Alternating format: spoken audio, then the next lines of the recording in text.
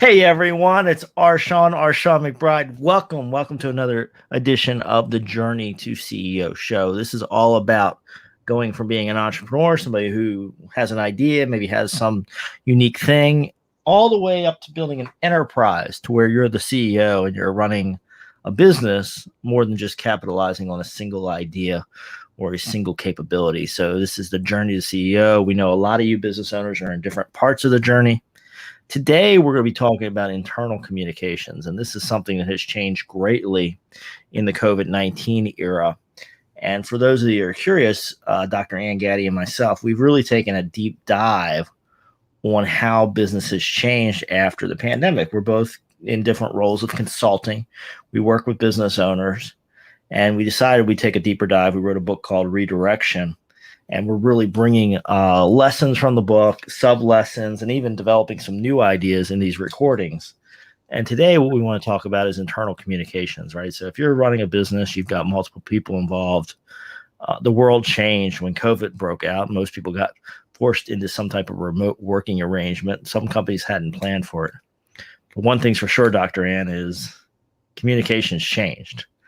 Workflow changed. Well, and it is very fluid right now. I think that because you have remote workers as well as workers who may be in office settings, what you would be able to do where you could literally just walk down the hall and hand something to somebody is now changing, in that you have to be more reliant on technology to hand off through technology and use the internet more, or use your internal intranet systems more. And even the way in which you onboard your new employees is different, in that you probably have an electronic system and you have an HRM system where you're managing things online. So, it's really reliant on a new use for technology.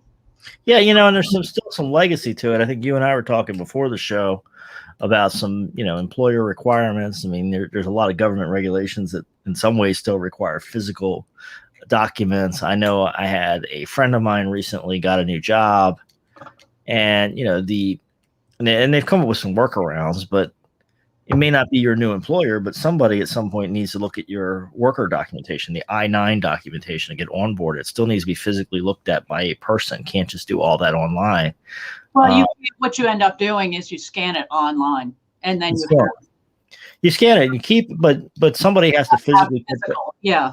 Somebody has to say, I physically looked at the original, right? There is no, even with COVID and the government, everything they've done, they haven't waived the requirement that somebody physically look at the driver's license, physically look at the Social Security card to make sure it's an original, and I guess, they're not actually asking the person to do some kind of deep investigation on whether it's really a genuine Social Security card, but they are asking the reviewer to sign off and say, I've looked at this person's passport or whatever. Mm-hmm. And so, we need workarounds. And then, we're talking about labor and employment posters. I mean, so a lot has changed. But the big thing is people are talking to each other in a different way. And that's kind of what we want to zoom in on this show is, you can't just, you're not going to have the water cooler chats anymore, right? And as much as we begrudge them and think that that's a sign of inefficiency in our companies, a lot of times there's bonding, there's teamwork, there's soft communication going on in those kind of informal interactions. The boss likes it this way. Hey, when you turn in that report, you really should do blah, blah, blah. All this kind of like intel, company lore goes often in this informal chats, and we don't have that as much. Well, you don't even have it in meetings. If you're going to be on Zoom or on different platforms, if you are in a physical meeting and you're sitting next to people, then you can chat with them. Although a lot of people at this point are just really working on their phones. But, I have companies that will not allow phones in the meeting just so that they can make sure people are staying attuned to things. But that's when you have the small talk. That's when you get to know people and just find out about people, and the humanness seems to be something that is going away if you don't have that kind of a informal communication. You're missing an element of just human socialization. And the other thing is too, I do think that, people are social beings. And if you are just coming on a Zoom call, you might say, hey, at the beginning, but remember that only one person is talking at a time, just like us. There's one person that is talking. So it becomes sometimes difficult for people to know how to do small talk. Conversations, just basic conversations. They're losing the ability to do that because they haven't been doing it for over a year. Right, exactly. And so you're in a situation where, you're just not having those small conversations and you're not learning things informally. You're not getting that information, and that really changes the workflow. And you can't just say, hey, can you do me a favor, right? I mean, it becomes a formal request nowadays, right? Because you have to pick up the phone, call somebody, or send them an email. You can't just say, hey, could you look at this for me, or, whatever. There's a lot more structure, I guess, to communication because everything has to go through email or phone. Yes, very much so. And you're right. It's much more structured. So that fluidity of conversation is just more limited. And I do think that people, especially those in the workforce that are entering the workforce at this time, rather than maybe, you and I have been in the workforce where we've gone to seminars and those kinds of things and know how to have small talk and meet people and talk. Yeah. There are people now that have never had that experience, and it's going to be a challenge for them to learn that. Yeah, we may be talking about a whole generation of people who, aren't really getting that same kind of new worker skills. And yeah, you think about it too. I mean, somebody who's been in the workforce for a while, been in the industry for a while, you kind of know the norms. Even if you change companies, you know what to expect. But wow, that new worker, that person that's coming into a new industry, they have a long learning gap, and it's not going to be filled the same way. So that's going to require a different training regime as a company, right? If you're bringing new people in, you got to really do a different training system because what you're doing before you learn. Just to know how to handle the culture, what the sort of the internal rules are, or the the rules that are sort of understood, implicit rules, I should say. They're not going to know that. And also as a leader, I think that it's going to be difficult because you may have had a leadership style or strategy where you would just be walking around and talking to people and meeting with people and seeing how things are going along. Now your workforce is not even in the building. And so now you've got to figure how do I communicate with them? How do I build teams and I don't want to micromanage, but I still need to keep in touch with them. What's the best manner? Am I going to use something like Slack? What am I going to use that is going to be a technology that allows me to have that communication that is supportive, but not overbearing? Yeah. Kind of that just, can I bend your ear for a second? Or boss, what do you think about, right? I mean, we think about kind of the things that happen in a typical office setting that can be so valuable to fulfilling the mission of your company, which is, those little 10, 15-second hallway conversations, the knock on the door. Hey, you got 2 minutes. What do you think about if we did blah, blah, blah, right? And I think now a lot of employees are going to be hesitant to launch new ideas or to have kind of these informal things because it's become so formal. You got to schedule a time for a call. You got to have a Zoom meeting. You got to send a long email that has all the details and information. You can't just have that kind of quick 2-minute interaction. But then they start using the email more.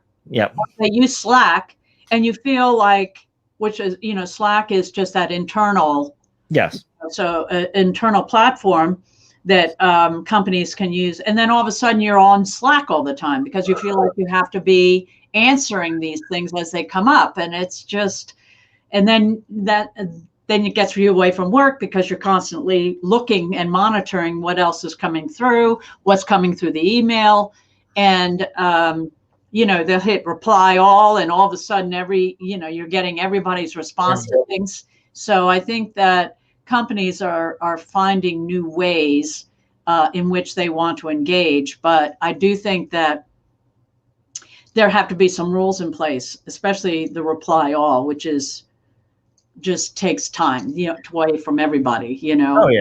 Yeah. And I think definitely setting some norms around it. Right. And, you're going to have, I don't know. I mean, reply to all seems to have been a problem for ages in business. Yeah. and but to set some boundaries around some expectations, you're still going to get the accidental reply to all, no matter how hard you try. Somebody's going to hit it. I do know some companies have actually put like a little pop up, like, do you mean to reply to all? And so that's a possibility, right? Depending on how your IT's worked out. But yeah, I mean, we some ways we go from communicating less to now we can communicate more. And I think the number of people in a communication is definitely something to look at, because with email in particular, Slack, it's easy to just start hitting everybody with everything.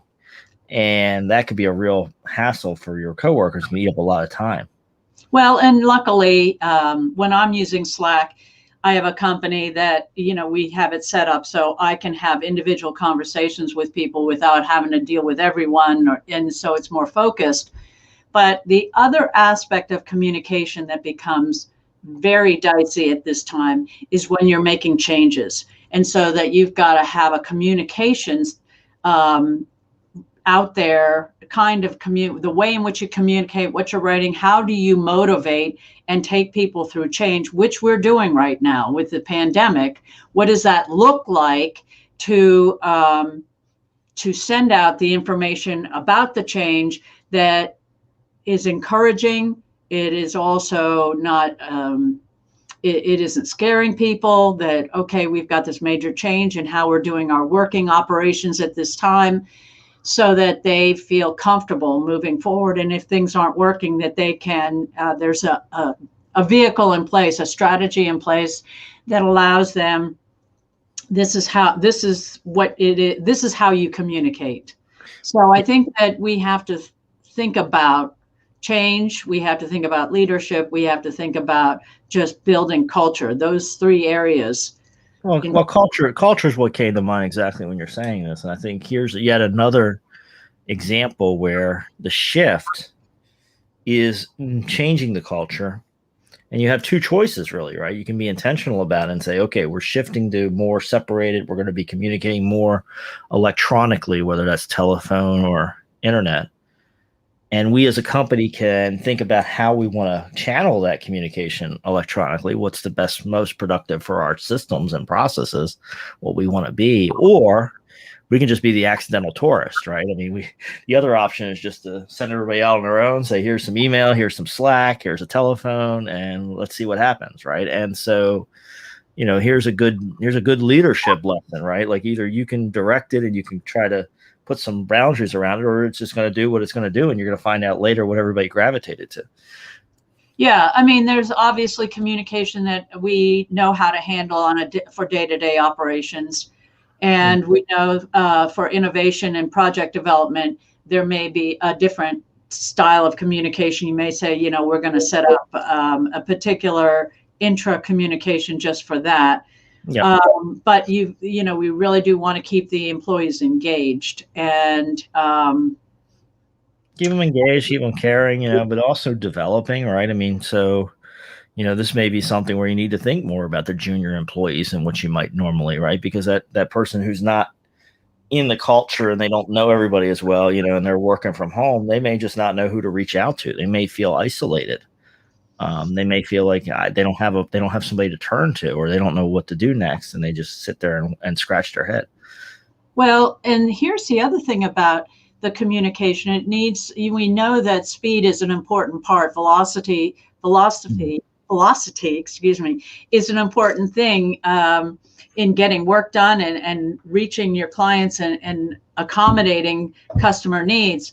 But if there's a crisis, if something happens and you need to get the information out, how are you going to make certain, that you are getting to all your employees? Or if there's a safety issue, how are you going to notify them to get out of the building or whatever that is needed? Or if there's a crisis in that, how you're handling a situation with a client and you need people all hands on deck. Those kind of things need to be set up. That scenario needs to be addressed prior to that happening, not as it's happening. Absolutely. Right. And so, kind of just, again, setting the parameters and the culture. And so what else are you seeing out there, Doctor? I know you've been working with a number of employers that have, had to get changed into this, remote versus in-person environment. So what else is it pushing on? What else is it changing within the company? I just think that it needs to be intentional. Yeah. That's the word that comes to mind. And I think that, employees that are working remotely are probably feeling a little isolated. Mm-hmm. And whereas the leader is saying, I don't want to micromanage, they still should set up a system with those employees that says, we're going to touch base at this time, once a day or what have you. They want to know, the employees that are remote want to know that the leadership is still working with them. Absolutely. And live viewers, I see some of you watching live. I can see the numbers up on the screen. So those of you who are watching live, drop a note. Let us know what you're seeing. I'd love to make this interactive. And of course, you're watching on recording, drop us a note as well. We'll catch up with you. But if you're here live, go ahead and drop us a note. Let us know what you're seeing in your workplace, in your environment with this shift. Yeah, I've heard about the isolation. I hear a lot of people saying, I can't wait to go back to conferences or events or in-person meetings. Even as much as people hated meetings, different forms of meetings, but some people are saying, hey, I want to go back to a meeting. I just want to sit down with people. I want to chat. I want to, have that little chit chat before or after the meeting. I want to go to lunch with somebody after the meeting or whatever. So there is that longing for human connection, because I think part of it, and we've kind of alluded to it today, is so much of it has become all business, right? You email or you call, you do everything about business. There's not the personal connection between coworkers like there was before. It's challenged in some cases. Well, and sometimes employees feel left out, mm-hmm. And then they're worried and they're stressed because, you get rumors through the grapevine come quicker sometimes than information from leadership. So absolutely, it's important that you're keeping people up to date on any of the changes. And that's why I think that I would have a formal structure in place, timetable in place, in which you are getting together with people, and also in which you are, whether it's Zoom or however you plan to do that, but just keeping them updated, keeping them in the loop so that they don't feel they're being left behind. They feel that if they're having issues with a client or with a product they're working on, that you're gonna ask and solicit their advice or find out, what changes they think need to happen. Maybe the time frame needs to shift so that there's transparency in any kind of communication. But it is going to have to be intentional and more structured. Absolutely. So as leaders, that's our job, right? We need to go in and think about the structure. One of the recent shows you and I talked about was iteration and testing. And this is where you're going to probably have to use iteration and testing layered on top of this, right? So you need to think about employee communication. You may have some ideas in your head. Your employees might have some suggestions for things you can try, but you're going to really figure it out through that iteration process, right? You're going to have to figure out what informal ways get your employees talking to each other and connecting and bonding. Well, and if you ask their advice or you're surveying them, the worst thing you can do is not follow up. So you need to get back in touch. If you've asked and they give you information and they say, this is what we're thinking about, then you've got to then discuss that and get back to them. So if in the most important thing is that you're listening, you begin to make some adjustments, and then you talk to them about it and you tell them the why. Yeah. And that becomes very important too, because they're going to start to feel, well, you really don't care. You don't care about my opinion. You just ask our opinions and then you just do your own thing. So it becomes very important in this particular situation where we're in turmoil, we're in transition, there's a lot of uncertainty, that we keep people informed as best we can on a very, very regular basis. Yeah, and I think I'm reading between the lines there, but part of this is that communication of giving a timeline, right? And I think a lot of us have been in companies or have been in situations where, somebody solicits our feedback and it goes into a black box and you don't know what happens, right? So a little upfront communication, like we're asking you about, how to have better informal communication, and we're going to implement something in, Q3 or whatever, right? So that they can kind of know where things are going and they're not just Right. like, I filled out all that form, I gave them all the information and nothing happened. Well, and then they know what you're going to do with it and why you're asking. That becomes much clearer for them in that way. Yeah, a lot of people get suspicious too, right? They're like, why are all these questions? What are happening? What are they planning? It can really become a question here. So actually we have a live viewer comment here, right? So isolation very present, in direct sales lately, sending inquiries or sales to an info box where in the past we had direct contact. I can see this right on the sales side. We're hearing the same thing on the political side, right? A lot of politicians are hiding. People are using the pandemic as an opportunity to hide away. And so I can see that on the sales side. People that were very engaging in the past in person are more closed off in a Zoom meeting. I get that too, right? I mean, it's hard, and people have struggled with this, because Zoom is, two-dimensional. It's coming to you on your computer screen versus an in-person meeting where you're actually, you hear the person, you hear the intonation, you see their body language in 3D.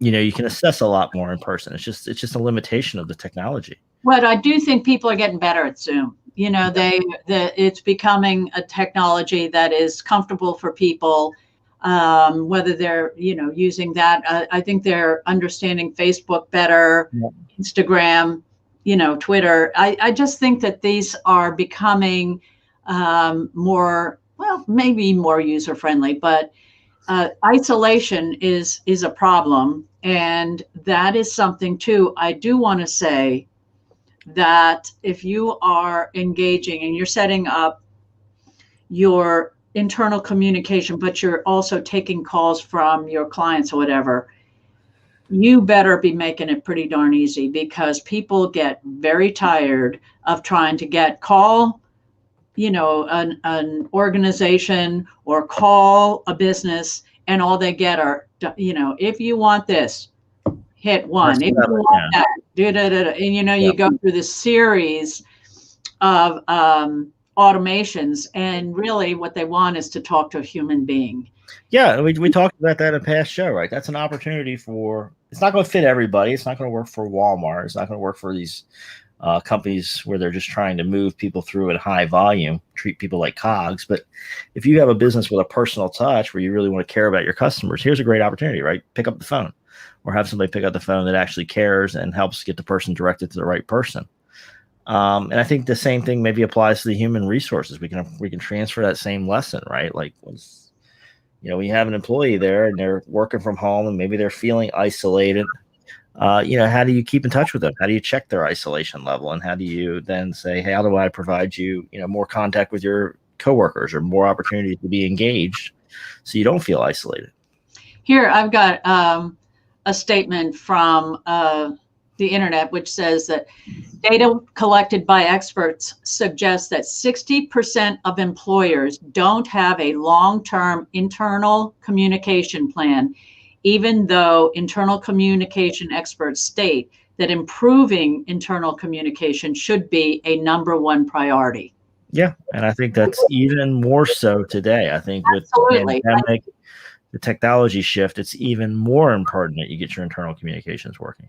Absolutely. And there are people that, in my business as a leadership and organizational development consultant, and, we specialize also in HR, but one of the things we do is internal communication strategies, so that, it's a strategy. How are you going to best get the information in a two-way street to your employees, and so that they're still able to be productive and also comfortable in the setting.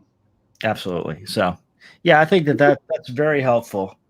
Folks, if you're struggling with this, feel free to drop us a note, right? I know there's some stuff that you don't want to comment on in the comment box. Feel free to put us a note. We'd love to hear from you, see what's going on out there. We'll try to address it generally, maybe on a future show. We could also work with you one-on-one potentially.